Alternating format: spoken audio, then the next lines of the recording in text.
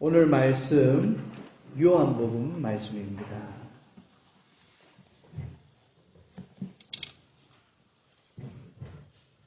오늘 말씀 요한복음에 있는 말씀으로 선포하려고 합니다.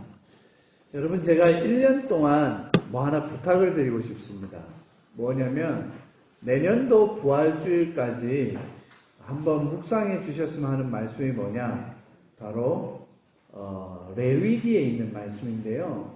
1년 동안 좀 레위기를 많이 보시는데, 여러분, 우리 예수님의 십자가 하면 늘 하는 말씀이 그거잖아요. 6월절의 어린 양, The Lamb of Passover.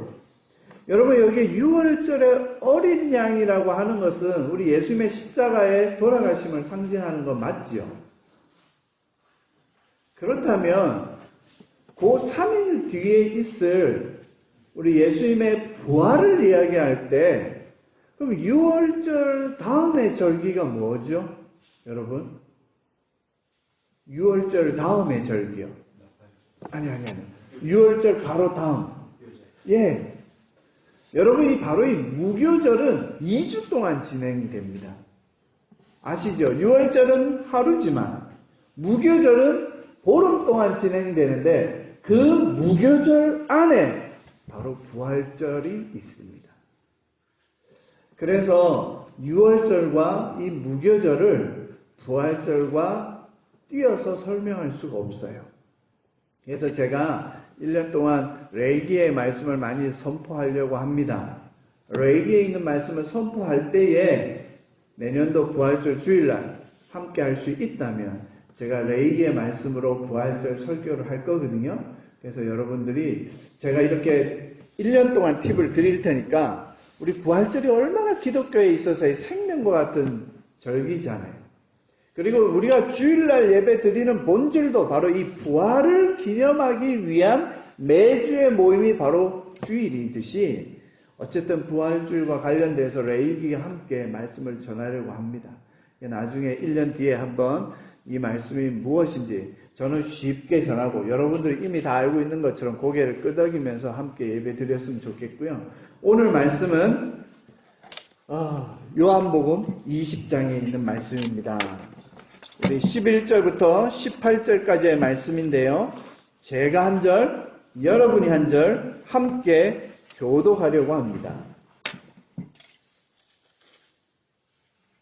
마리아는 무덤 밖에 서서 울고 있더니 울면서 굽으려 무덤 속을 들여다보니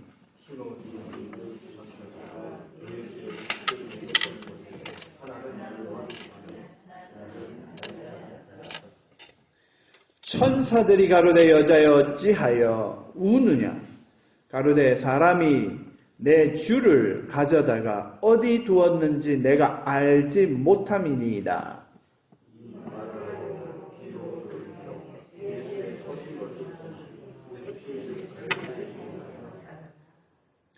예수께서 가라사대 여자여 어찌하여 울며 누구를 찾느냐 하시니, 마리아는 그가 동산지기인 줄로 알고 가로되 주여 당신이 옮겨갔거든 어디 두었든지 내게 이르소서, 그리하면 내가 가져가리이다.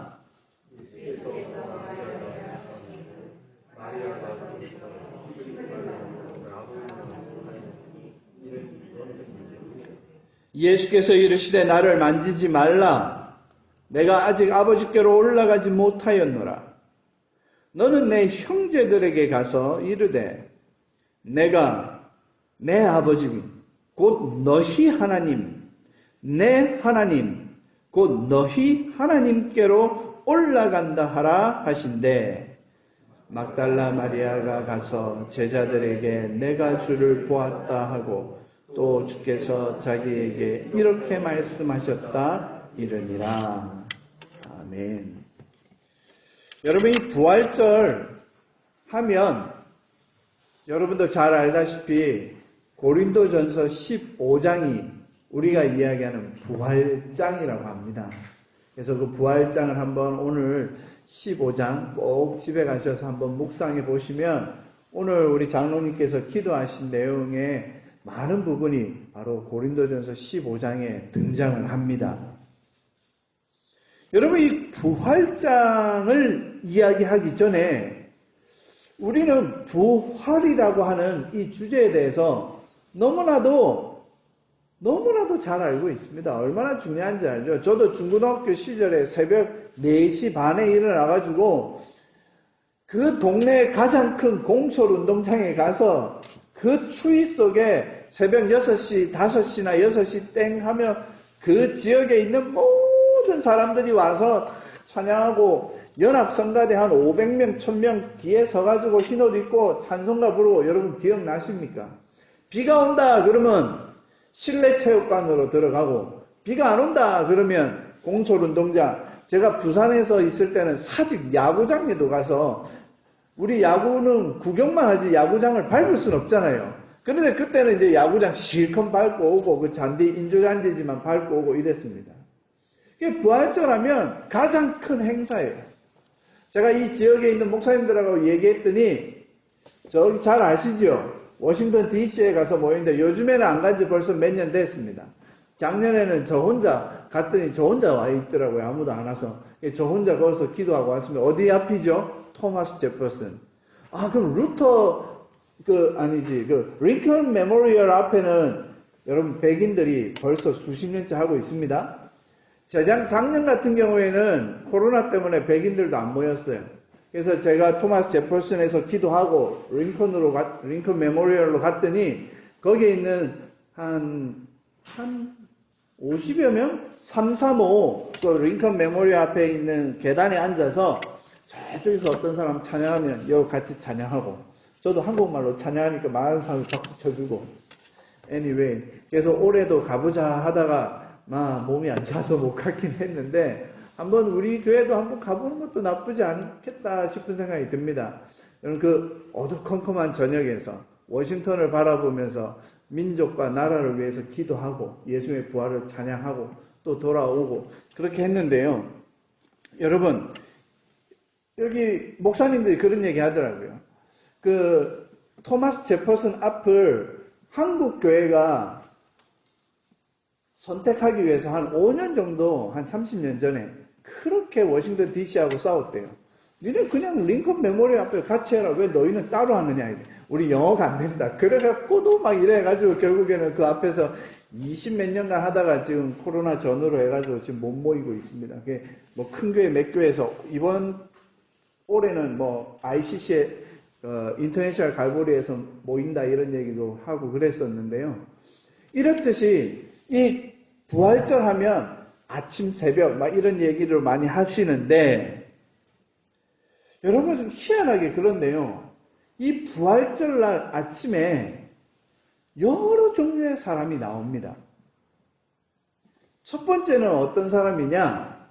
여러분도 잘 알다시피 그 무덤 앞을 지키던 군병들이죠. 그 군병들은 누구겠습니까? 분명히 부활절 새벽을 가장 먼저 체험했는데 그 군병들에게 있어서 부활절은 의미가 있었을까요? 없었을까요? 바로 그 장소에 있었잖아요. 무덤에 돌이 굴러가는 걸 혹시 봤나? 느꼈나? 여러분 성경에 안 나온 거는 여러분 다 죽고 나면 천국 가서 알아보시면 됩니다. 성경에 안 나오기 때문에 저는 모릅니다만은 어쨌든 상상을 해볼 수는 있잖아요. 무덤이 그르르 움직이니까 얘네가 놀라서 도망갔나? 아니면 지진이 났다고 하니까 무서워서 도망을 갔나? 상상을 한번 해보시죠. 재밌습니다. 어쨌든 부활절 새벽에 우리 같은 사람이 아니라 로마 군병들이 처음 만났는데 그들에게 있어서의 부활절은 의미가 있었습니까? 없었습니까? 아무런 의미가 없어요. 제가 그걸 처절하게 느낀 게 예루살렘 갔었을 때입니다. 저는 이제 이튿날인가 해서 비아 돌라로사라고 하는 예수님이 십자가를 지고 골고다로 언덕 가는 그 길을 올라갔거든요. 한 500m밖에 안 됩니다. 그래서 이제 우리를 인도해 주시는 목사님, 그 이스라엘의 현지 목사님하고 같이 올라가는데 여러분, 아무것도 안 됩니다, 이게. 올라가는 길이 전부 다 팔레스타인들의 장터입니다, 장터. 일부러 이슬람 사람들이 그렇게 했는지 모르겠지만, 비아 돌라로사의 반 이상이요, 팔레스타인들의 장터를 지나가야 돼요. 우리 같은 사람이 워낙 많으니까 옆에서 비웃고 웃고 딴짓하고 냄새 피우고 별짓을 다 해서 묵상하면서 올라갈 수가 없어요. 뭘 느끼냐면요, 예수님이 걸어갔을 그 골고다의 그 길을 가면서 나는 울며불며 해야 되는데 짜증이 팍 나는 거예요. 알아듣지도 못하는 사람들의 장터 속에 올라가고 있는 내 모습. 야, 아무리 거룩한 장소라도 이들에게는 아무런 의미가 없는 거구나. 부활이라는 사건은 일어났지만 부활이라는 것이 아무런 의미가 없는, 바로 그것이 부활. 지금도 마찬가지잖아요. 우리에게나 의미가 있지 주변에는 의미가 있습니까? 바로 이 의미가 없는 사람들에게 의미가 있게 만들어주는 곳이 무엇이냐? 교회입니다. 그리고 저와 여러분이 그런 삶을 사셔야 되고요. 오늘 본문에도 맨 마지막에 나오지만 여러분 이 말씀을 먼저 꼭 기억해 주시고 마지막 대지로 넘어가겠습니다. 자, 이제 첫 번째는 군병들. 아무런 부활절이 감동도 없고 의미가 없는 부활절을 어찌 보면 가장 먼저 만났을 법한 사람들조차 도망가 버리는 부활이 두려운, 부활이 이상한 것으로 보이는 거예요. 왜? 역사 이래 죽음에 대한 공포에 대해서 이야기하지 않는 일이 있습니까? 죽음이 여러분 아무리 어떤 생각을 하든 상상을 하든 우리 생각과 상상을 더 초월하고 더 큰 이상이 바로 죽음 아니겠습니까? 그러니까 전 세계 어떤 나라도 이 죽음과 관련된 어떠한 이야기가 없는 나라가 없을 정도로 죽음은 철학자든 아니면 우리와 같은 무식자든 상관없이 우리에게 결코 두려움으로 다가오지 기쁨과 행복으로 죽음을 생각하는 사람들은 별로 없습니다. 물론 많은 문학 도서라든가 요즘 안락사 문제로 죽음을 미화하기는 합니다. 저는 그거를 사단의 계략이라고 봅니다. 왜? 죽음에 대한 공포를 미화시키면 부활에 대한 소식 들려지지 않습니다. 죽음이 끝이라고만 생각하고 그냥 잘 해결되어지는 것으로 생각하면 죄와 허물로 인해서 회개의 영이 들어갈 수가 없기 때문입니다. 그러다 보니 이 죽음도 정말로 인류 스스로 그 어떤 사람도 혼자 해결해 줄 사람이 없어요. 그러니 죽음을 누가 해결합니까? 살아남은 가족들이 해결하잖아요. 무엇으로? 장례식으로요. 그래서 여러분, 장례식이 죽은 사람을 위한 것일까요? 살아남은 사람들을 위한 것일까요? 아니면 하나님을 위한 것일까요? 한번 생각해 보십시오. 장례는 누구를 위한 걸까요? 이미 죽어 없어졌는데, 그 생명이 다 했는데, 그 장례식을 한들, 그 장례식의 의미가 어떤 의미일까요? 부활을 설명하기 전에 이 죽음에 대한 부분을 정확하게 짚고 넘어가지 않으면 이 부활이 부활답지 못하게 됩니다. 결국 인생은요, 죄와 허물을 스스로 해결하지 못하는 인류의 영원한 적이 뭐냐? 죽음입니다. 인류의 영원한 절망이 뭐냐? 바로 이 죽음입니다. 죽음이 뭔지도 모르고 죽음 이후에 어떻게 되는지도 모르고 죽음 이후에 세상이 뭔지도 모르고 우리는 여러분 잘 아는 것 같아요. 예, 성경에 기록한 것들 정도만 우리는 알 수 있습니다. 다른 것은 여러분 다 상상이고 생각이고 문학이고 개똥철학일 따름입니다. 어떤 것이라도 우리는 그냥 그렇구나 읽을 수 있습니다. 어떤 것이라도 우리는 받아들일 수 있습니다. 그러나 여러분 죽음에 대해서 여러분 주님께서 말씀하시는 말씀은 죄의 결과입니다. 인간이 해결할 수 없는. 우리 허물에 대한 결말입니다. 그런데 우리는 죄와 허물을 용서받을 수 있는 유일한 예수 그리스도라는 길이 있잖아요. 그런데 이 길은요, 부활이 없으면 존재하지 않습니다.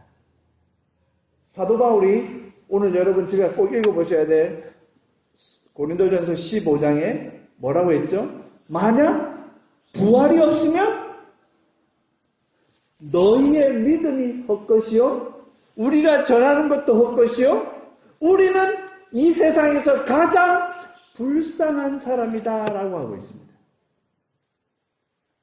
그럴 정도로 이 부활의 신앙은 우리 기독교의 99.9%의 본질입니다. 그런 와중에 여러분, 우리 예수님의 죽음을 우리 지난 한 주간 동안 엄청나게 묵상했습니다. 근데 이 죽음이 우리가 생각하는 절망이요, 영원한 적인데, 우리가 예수님의 십자가에 돌아가심을 찬양하고 영광 돌릴 수 있는 유일한 길은 부활이라는 하나님의 뜻이 있었기 때문에 가능한 거지, 부활이 없었으면 예수님의 십자가에 돌아가심은 죽음으로 끝난 거예요, 여러분. 내가 죄와 사망의 법에서 이길 수 있고 내가 죄 용서받았다라고 하는 것은 예수님의 부활로 인해서 죽음조차 영광이 되고 죽음조차 희망이 된다는 그 사실, 그것으로 인해서 우리의 부활은 부활로서의 의미가 있는 것입니다. 예수님께서는 죄인이 아니셨기 때문에 부활하셨고, 예수님이 부활하셨기 때문에 우리의 영원한 구세주가 되셨다는 그 사실이 우리 기독교 신앙의 근간이 되어야 되는 줄로 믿습니다. 자, 그런데요, 이 부활이라는 너무나 놀라운 그 사실, 그 장면, 그 순간, 맨 처음 예수님을 만난 사람이 여인이었다는 사실이 엄청나게 큰 사건인 걸 여러분 아십니까? 오늘 우리가 읽은 이 본문의 말씀이 모든 신학자들이, 웬만한 모든 신학자들이 거의 인정하는 예수님 만난 첫 번째 여인으로 인정합니다. 여러분이나 저나 막달라 마리아 하면 여러 가지 이야기가 있어요. 근데 여러분, 그냥 우리가 성경에 보이는 막달라 마리아 이야기 말고 이상한 이야기 많이 들으셨죠? 그 이상한 이야기 100%는 다 로마교가 만들어낸 겁니다. 제가 로마교 하니까 로마교가 뭐예요? 예, 천주교 말합니다. 저는 천주교라는 표현을 잘 안 쓰고요. 로마교라고 합니다. 이 로마교에서 이야기하는 게 뭐냐면 막달라 마리아를 성인화한 거 아세요? 막달라 마리아가 성인인 건 아십니까? 또 어떤 교황은요, 막달라 마리아를 예수님의 제자, 14번째 제자로 인정하고 있는 추세입니다. 13번째 제자는 누굽니까? 바울이고 14번째 제자가 막달라 마리아입니다. 게다가 이 막달라 마리아를 성인과 예수님의 제자뿐만 아니라 요즘 나오는 어떤 영화에는 예수님의 부인으로 얘기도 하더라고요. 부활하신 예수님이 뭐 했노? 막달라 마리아하고 살았다. 자식들 놓고 잘 살았다. 이런 영화도 있습니다.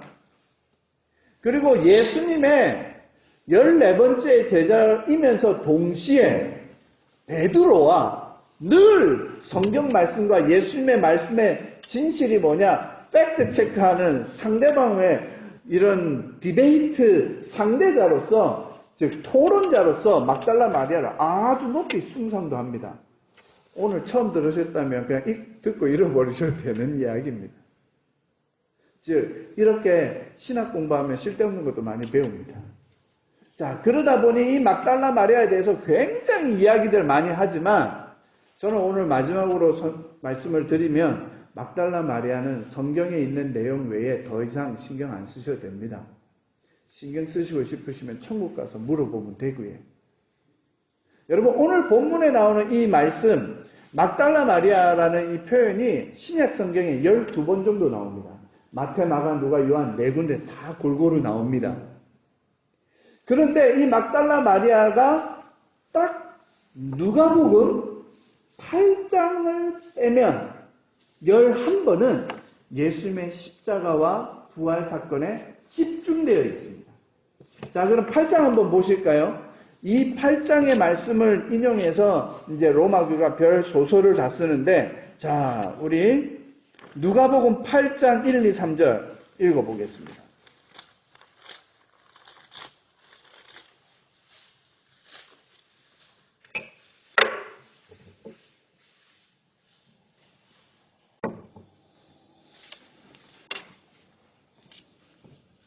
제가 1절을 읽고 여러분이 2, 3절을 읽어주십시오.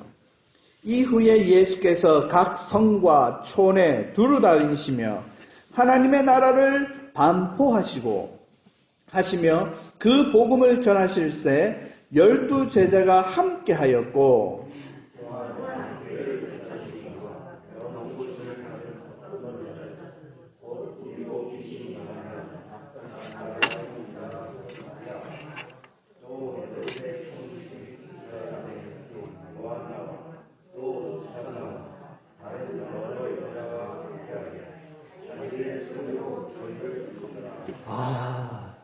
참 예수님이 3년 동안 공생에 사역하실 때 12 제자만이 아니라 그 12명의 제자들, 여러분 저희 가족도 6명인데 6명이 한 달 먹고 살려면 얼마나 돈이 많이 들겠습니까? 근데 성인 남자 13명이 먹고 마시고 잠잘라 그러면 그냥 집에 있는 것도 아니고 돌아다니시면서 어느 곳에서는 하는데 그 뒤에 돕는 여인들의 헌신이 있었습니다. 어떤 신학자는 결혼하지 않는 여자는 절대로 이렇게 아버지의 허락을 받지 않는 이상은 이렇게 돌아다닐 수 없거든요. 그래서 여기에 나오시는 분들은 대부분 어느 정도의 재력이 있거나 아니면 과부이거나 뭐 여러 가지 설이 있습니다. 그러한 것들 타당성이 있으니까요. 그러나 그들 중에 이 막달라 마리아가 포함되어 예수님을 따라다녔습니다. 하루 이틀도 아니고요. 여러분, 가룟 유다가 죽은 이후에 사도행전 1장에 베드로를 통해서 12명의 제자를 굳이 12번째 제자를 뽑잖아요. 그 12번째 제자인 마띠아를 뽑을 때에 조건이 있었습니다. 조건이 뭐였죠? 예수께서 세례 요한의 세례를 받으신 이후에 그때부터 시작해서 부활하신 예수님, 즉 승천하신 예수님까지 늘 우리와 동행하던 자들 중에 한 사람을 뽑자라는 조건이 있습니다. 그게 이제 사도의 조건이 되었거든요. 그러면 12명의 제자 말고 마띠아와 같은 사람들이 한두 명이 아니었다는 거예요. 그 중에 여인들도 많았다는 것을 우리가 추정해 볼 수 있습니다. 그와 마찬가지로 이 막달라 마리아라는 이 여자는 언제 예수님께 고침을 받은지는 모르지만 그 고침 받은 이후로부터 주님이 돌아가시고 부활하실 때까지 끝까지 쫓아가는 여인이었다는 거예요. 하나님은 예수님의 말씀을 직접 듣고 예수님의 이적과 기적을 체험하며 동시에 여러분 한 장 더 찾아보실까요? 우리 멀리 가지 마십시다. 마태복음 한번 보겠습니다. 마태복음 15장입니다. 47절 한번 27장 56절. 제가 마가복음으로 착각했네. 마태복음 27장입니다.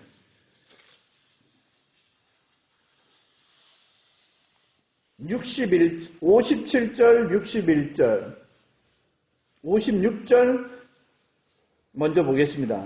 55절은 제가 읽을 테니 56절을 읽어주십시오. 예수를 섬기며 갈릴리에서부터 쫓아온 많은 여자가 거기 있어 멀리서 바라보고 있으니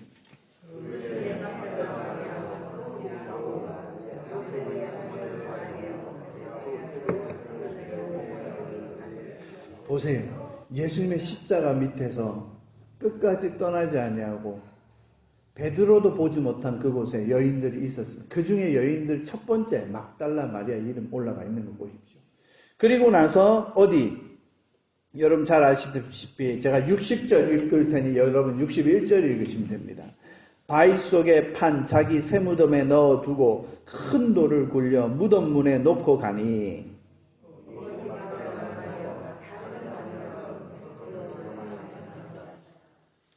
여러분 보십시오. 이 막달라 마리아는 예수님의 죽으심과 예수님의 장례 절차까지 그리고 예수님이 무덤에 들어가서 그 무덤이 어느 곳에 있는지까지 훤히 꿰뚫고 있는 최고의 여자였습니다.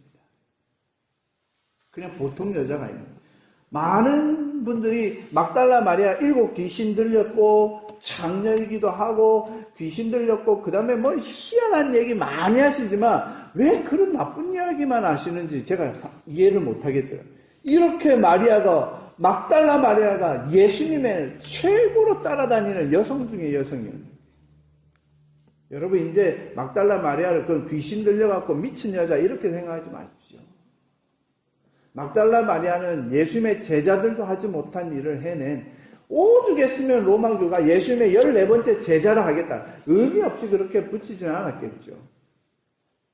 그 정도로 이 막달라 마리아는 이렇게 예수님 옆에 있었던 여인이었습니다. 십자가 밑에서도 예수님을 바라보았고요. 무덤에 넣고 있는 예수님의 모습도 바라본 진짜 제 입장에서 보면 최고의 여자였습니다. 여러분 우리 교회에서 여자의 위치가 이 참 어찌 보면 시대와 문화에 따라서 무시당한 경우가 많이 있을 수 있습니다. 그러나 여러분 그렇게 생각하지 마십시오. 예수님 사역에 여성분들이 없었으면 예수님의 공생 자체가 이루어지지 않았습니다. 이 땅에 오실 때 마리아의 몸을 빌리지 않았으면 오시지도 못했습니다. 그리고 나중에 예수님의 장례 절차에 있어서 십자가에 저주받은 자이기 때문에 그때 지난주에 말씀드렸죠.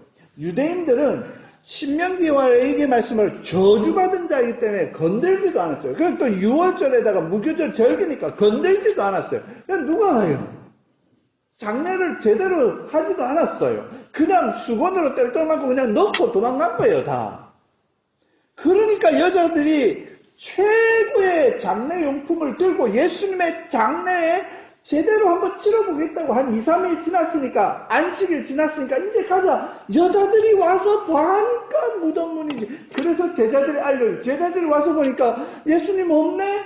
하고 돌아가 있는 그 상황 속에서 끝까지 제자가 돌아간 이후에도 끝까지 남아서 무덤 속을 바라보며 울고 있었던 장면. 그게 바로 요한복음 20장 11절 오늘 본문의 첫 번째입니다.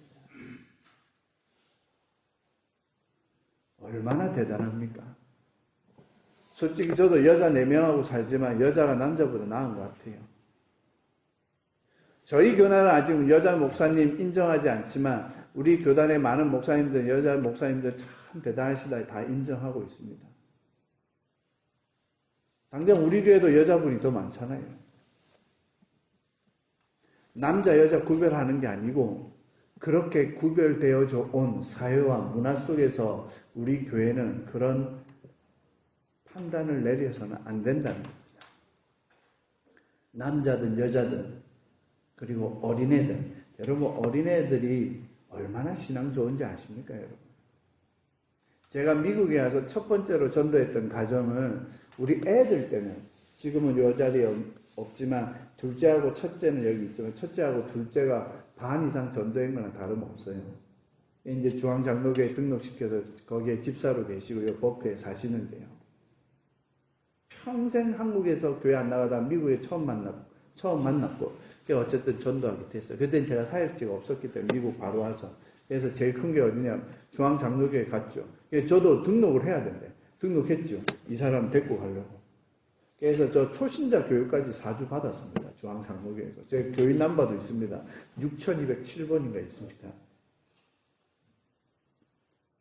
여러분 어쨌든지 간에 이 막달라 마리아는 정말로 예수 그리스도의 사역에서 없어서 안 될 존재인데요. 아쉽게도 이 여인에 관한 후속 말씀은 한 군데도 없어요.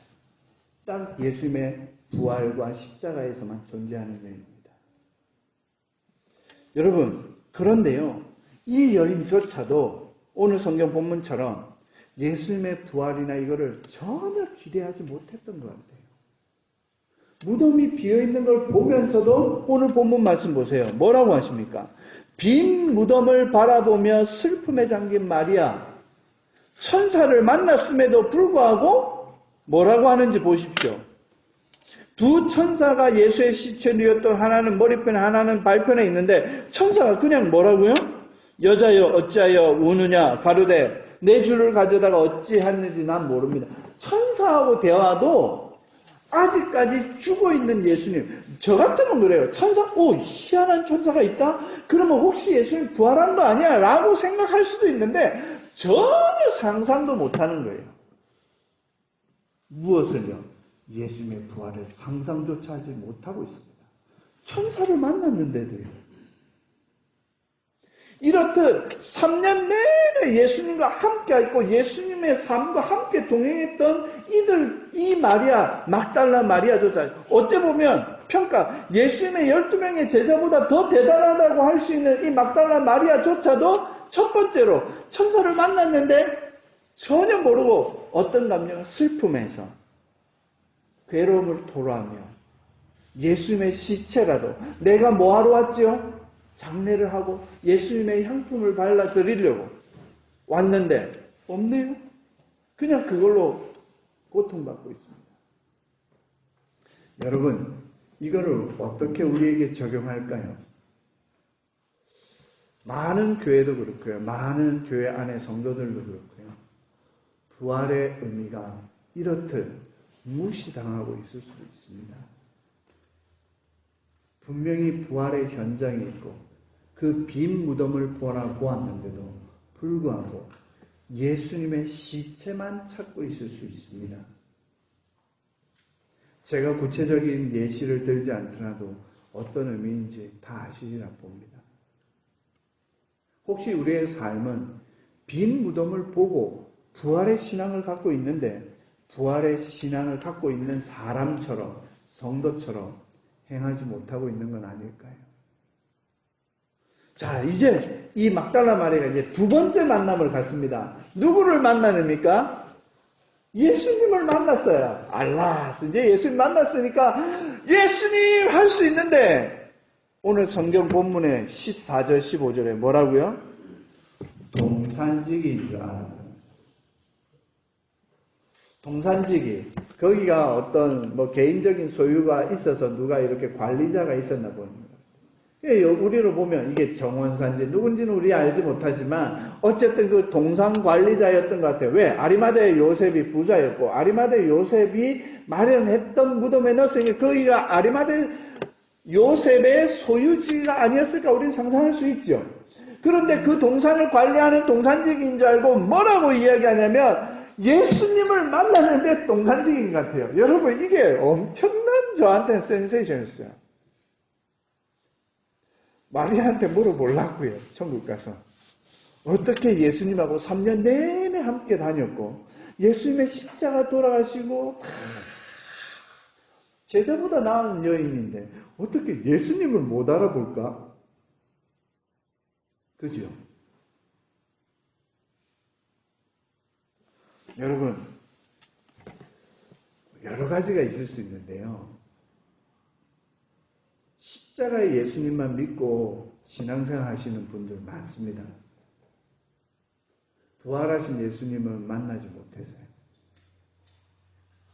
이런 거를 조금 이렇게 좀 고급스럽게 표현하면 예수 믿으면서 예수 믿는 믿음의 기쁨과 즐거움을 마음껏 누리지 못하는 삶이 그런 게 아닐까요? 여러분 우리 예수님이 여러분들에게 신앙생활하면서 어감을 주시는 신앙생활을 하라고 하신 적 있으십니까? 불편하게 신앙생활 하라고 하신 적이 있으십니까? 짜증나고 뭔가 내 인생을 발목 잡는 듯한 신앙생활 하라고 하신 적이 있으십니까? 저는 50 조금 넘었지만 얼마나 그렇게 살고 있는 성도들 수없이 만나고 왔습니다. 나중에 그분들 중에 교회 안 다닌다. 왜 안 다녀야 돼? 예수 믿어봐야 별거 없던데. 세상 사람들보다 못하던데. 즉 부활하신 예수님을 만나놓고도 동산직인 줄 아는 거예요. 세상 사람인 줄 아는 거예요. 부활하신 예수님의 빈 무덤을 보고도 슬퍼 울고 있을 따름인 거예요. 부활하신 예수님은 무덤에 없으신데 무덤 안을 살펴보고 있는 거예요. 여러분, 만약 그런 분들 만나시면 여러분 꼭 부활의 주님을 전하시기 바랍니다. 나처럼 예수 믿으면 행복하다고 간증해 주시기 바랍니다. 부활하신 예수님 만나면 이렇게 살 수 있어 라고 보여주시기 바랍니다. 믿음은 말과 혀에 있지 않습니다. 하나님의 나라는 행함과 진실함에 있습니다. 그 삶을 우리 교회가 보여줘야 되고 그 삶을 우리가 보여줘야 돼요. 그게 바로 부활의 신앙의 성도의 삶인 줄 믿습니다. 자, 이제 마지막. 마리아는 2번 만남을 가졌는데 천사하고도 만났고 예수님 만났는데 저는 오늘 3번째 만남을 얘기해야 됩니다. 왜? 제대로 된 부활의 주님을 만나고 있는 마리아의 모습을 보십시오. 당장 예수님께 달려가려고 합니다. 당장 예수님을 안아주고 싶어합니다. 당장 예수님의 발이라도 붙들고 키스하고 눈물을 흘리고 머리로 닦아주고 싶어하는 그 마음을 가지고 이 마리아는 예수님께 다가가고 있습니다. 라보니여, 이는 히브리 말로 선생님이다. 이게 바로 여러분 잘 아는 랍비입니다. 랍비라는 용어를 이렇게 표현을 한 겁니다. 분명히 어떤 사람 그래요. 부활하신 예수님을 랍비라고 칭하니 이 신앙은 안 좋다. 이렇게 할 수 있지만 그건 잘못입니다. 이미 막달라 마리아는 뭐라고 얘기합니까? 13절에 내 주를 어디다 갖다 놨는지 난 모르게 먼저 주님이라고 이제 고백합니다. 죽어있는 시체조차도 내 주라고 고백하고 있는 막달라 마리아의 신앙을 우리가 볼 수 있습니다. 그러니 참 구별하기 힘듭니다. 이 사람이 부활의 신앙을 가진 정말로 확실한 크리스찬인지 흔들리는 갈대와 같은 신앙인인지 겉모습만 보고 말만 보고 행동하는 것만 보고 11조 잘하고 52주 다 나오고 금년 철야까지 나오고 새벽 예배까지 다 하니까 대단한 신앙생활인 것 같이처럼 판단하는 기준을 여러분은 내려놓으시기 바랍니다. 삶에서 어떻게 말하는지, 삶에서 그 눈빛은 어떤지, 살면서 그 말투가 삐쭉빼쭉인지 아니면 감사가 넘치는 말투인지 그런 걸 보면서 진짜 알 수 있는 거거든요. 마지막으로 이 부활하신 예수님 만난 마리아는요, 어떤 마리아였냐면 제가 1절까지 설교한 거 다 나왔습니다. 사명을 받은 마리아입니다. 부활의 주님을 만난 자는요, 사명이 있습니다. 어떤 사명이죠? 부활을 증거하는 증인으로서의 사명입니다. Witness of Gospel입니다. 복음의 증인입니다. 왜요? 예수님이 그렇게 말씀하시거든요. 자, 우리 다 같이 한번 같이 교독에 읽어보실까요? 예수님께 막 달려가니까 예수님이 마리아에게 하신 말씀입니다. 17절. 제가 이제 앞부분을 읽을게요. 여러분은 너는 여기서부터 읽으십시오. 예수께서 이르시되 나를 만지지 말라. 내가 아직 아버지께로 올라가지 못하였노라. 시작.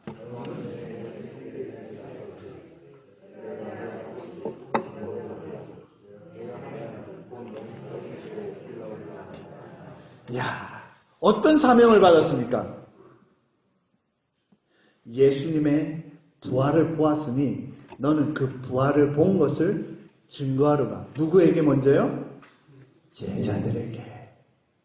그리고 가서 뭐 하라고요? 나는 아버지께로 간다. 이게 뭡니까? Ascension, 즉 승천입니다. 여러분, 저는 예수님께 가면 가장 먼저 여러 가지 질문을 하고 싶지만 그 중에서 상위권에 있는 내용이 뭐냐?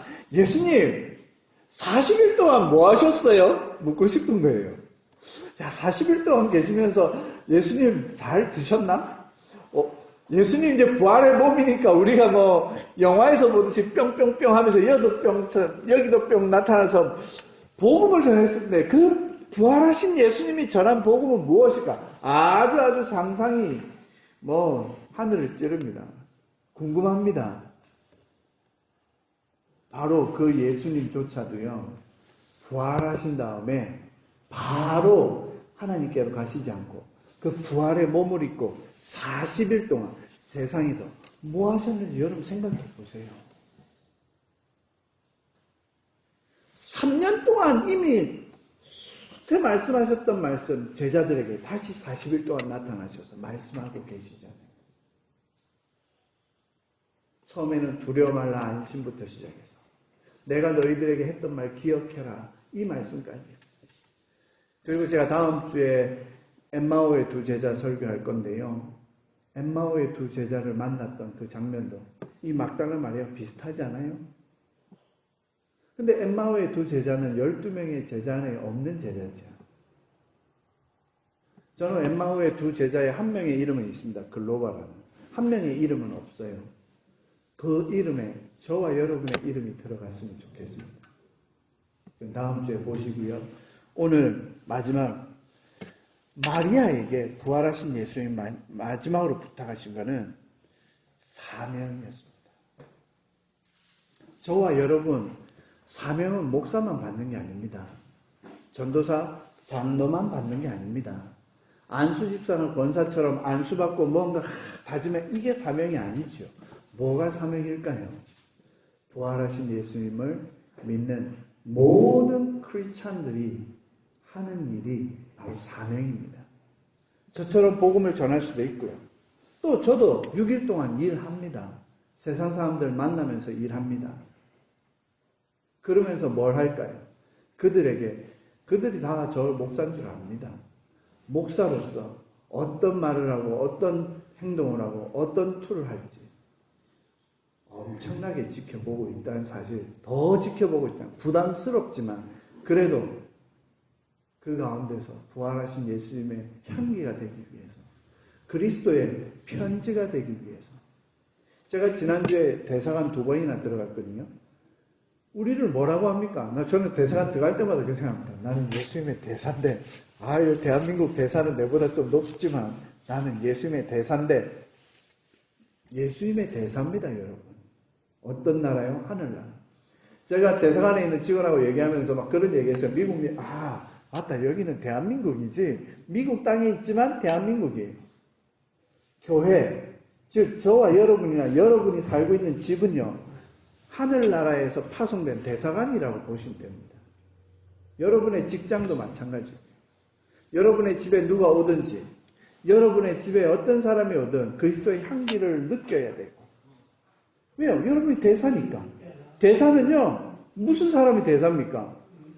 한국에 살고 있는 사람을 대사라고 안 해요. 미국 땅에 있든지 영국 땅에 있든지 다른 나라에 가서 살아가고 있는 그 나라를 대표하는 사람이 대사인데, 저와 여러분은 Ambassador of Christ, 그리스도의 대사라면 그리스도가 있는 Kingdom of God, 하나님의 나라의 대사잖아요. 이 땅에 파송받은. 그 말은 뭔가 할 일이 있다는 겁니다. 그게 사명자 아니겠습니까? 장로님 안 들리십니까? 더 크게 할까요? 제가 막 크게 하는 거 이해해 주십시오. 장로님이 안 들리신다고 하셔서 저도 모르게 계속 가까이 되고 하고 있습니다. 여러분, 우리는 사명을 받은 사람입니다. 누구처럼요? 부활하신 예수님께 막달라 마리아처럼 사명받은 자입니다. 어떤 순간에서든지 예수 그리스도를 전하시기 바랍니다. 어떤 순간에든 입으로가 아니면 내 눈빛과 말과 행동으로 그리스도의 향기가 되시기 바랍니다. 마지막으로 마리아가 만난 사람은 네 번째로 제자들을 만났어요. 18절이죠. 막달라 마리아가 예수님의 말씀에 순종해서 가서 제자들에게 내가 주를 보았다 하고, 이 보세요. 바로바로 자기 증인이 됩니다. 또 주께서 자기에게 이렇게 말씀하셨다 이르니라. 여러분, 저희들 이 막달라 마리아의 모습을 생각하면 많은 사람들이 엉뚱한 외적인 부분을 자꾸 이야기하십니다. 그러나 우리는 막달라 마리아의 삶과 이 예수님의 부활의 마지막 첫 번째 만난, 이 세상의 인류의 첫 번째 만난 분이자 예수님께 받은 사명을 전한 자, 이런 것들을 논리적으로 해갖고 캐톨릭 로마 교회에서는 예수님의 14번째 제자다 막 이런, 여러분 잘 모르시지만 성경 외에 위경이라는 게 있고요, 가경이라는 것도 있습니다.